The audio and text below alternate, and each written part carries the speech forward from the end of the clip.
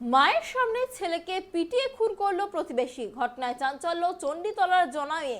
মৃতের নাম কৃষ্ণেন্দু দাস। ঘটনায় গ্রেপ্তার এক অভিযুক্ত, পলাতক দুজন।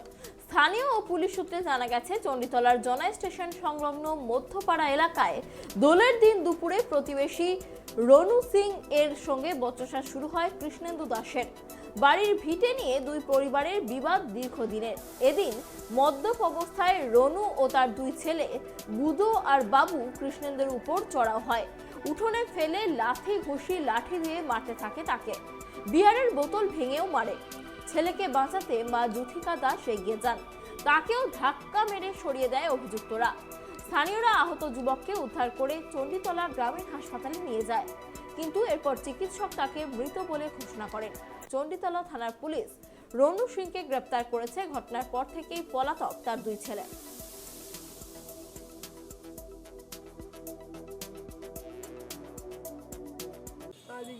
খালি গিয়ে দাঁড়িয়েছে, অমনি ফেলে দিয়ে অমনি মেরে দিয়েছে। আজকে একটা বুবাই একটা কথা বলেনি।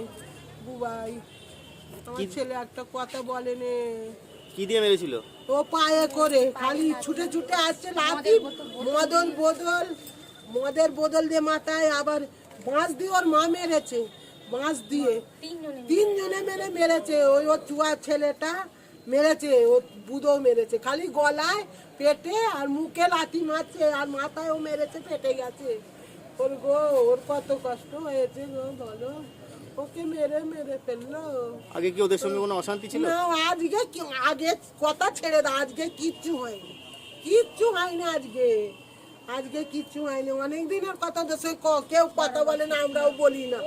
ওরাও আসে না, আমরাও আসি না। ওরা একা থাকে, আমরাও একা থাকি। আমি বাড়ি থেকে বাইরে বেরোই না, আমি টিভি নিয়ে বসে থাকি আমাদের বাড়িতে। আমি কোথাও বেরোই না। আমি এমন মানুষ, আমি খালি ফুল তুলতে যাই, এই করি। এইরম দাদা মানুষ আমায় দুবার ফেলে দিয়েছে আইড়ে। আমি এইরম মানুষ, আর আমি এইরম মানুষ ওদের তিনজনকে সামাতে পারি?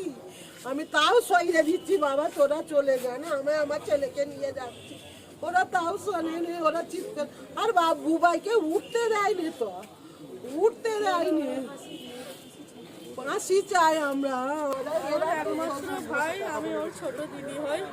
আমি যখন খবর পেয়েছি, ফোন গেছে আমার কাছে, তখন আমাকে খবর দিল এরকম মারাছে, এমন মেরেছে, ওর নিঃশ্বাস নিতে পারছে না, ওকে নিয়ে হসপিটালে যাচ্ছে। আমি যখন এখানে এসে দেখি, তখন বলছে মারা গেছে। কিন্তু কি হয়েছিল ঘটনা কিছুই জানি না, বলছে তো কিছুই হয়নি। আগে কি অশান্তি ছিল ওদের সঙ্গে, গন্ডগোল কিছু? বহুদিন আগে হয়েছিল, সেসব মিটে গেছিল। তারপরে আর এখন কোনো অশান্তি হয়নি, আজকে কিছুই হয়নি। এইভাবে মারলো, এমন ভাবে মারলো, ছেলেটার প্রাণটাকে শেষ করে দিল। আমরা তো আমার ভাইকে ফিরে পাবো না। যেভাবে যারা মেরেছে তাদের যেন ফাঁসি হয়।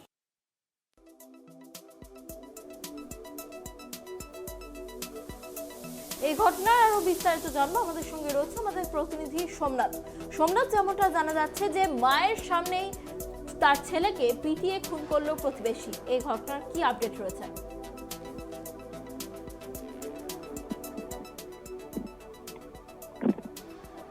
সোমনাথ, আমার কথা শোনা যাচ্ছে? হ্যাঁ, হ্যাঁ।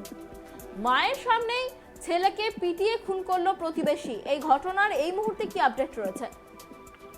হ্যাঁ, দেখো, পুলিশ তদন্তে নেমেছে। পুলিশ দুজন পলাতক রয়েছে, তাদের খোঁজ চালাচ্ছে। এবার এই যে এদের ঘটনা, যে 12 বছর আগে একটা পুরনো পাশাপাশি ঝামেলার জন্য এই খুন, নৃশংসভাবে হত্যা করা হয়েছে। একটা বিয়ারের বোতল নিয়ে গলায় তার উপর চালিয়ে যায়, হাসপাতালে নিয়ে যেতেই মৃত্যু হয় কৃষ্ণেন্দু দাসের। পুলিশ বিষয়টি তদন্ত করছে। ওখানে ফরেন্সিক টিম গিয়ে মাটি বাকি আর বিয়ারের বোতলের কাঁচ এগুলো সব নিয়ে এসছে। আর ওই দুই ছেলেকে যারা মা তিনজন মিলে যারা খুন করেছে তাদেরকে পুলিশ পুরো করছে, জিজ্ঞাসাবাদ করছে কি কারণ। যে দুজন পলাতক রয়েছে এই ঘটনায়, তাদের ব্যাপারে কি জানা যাচ্ছে? তাদের ব্যাপারে জানা যাচ্ছে তারা প্রতিবেশী, তার পাশেই থাকতো। ওদের একটা পুরনো জায়গা নিয়ে একটা ঝামেলা ছিল। এবার পাশেই থাকতো, ঝামেলা ছিল, ছেলেটি পাশে দাঁড়িয়ে ছিল।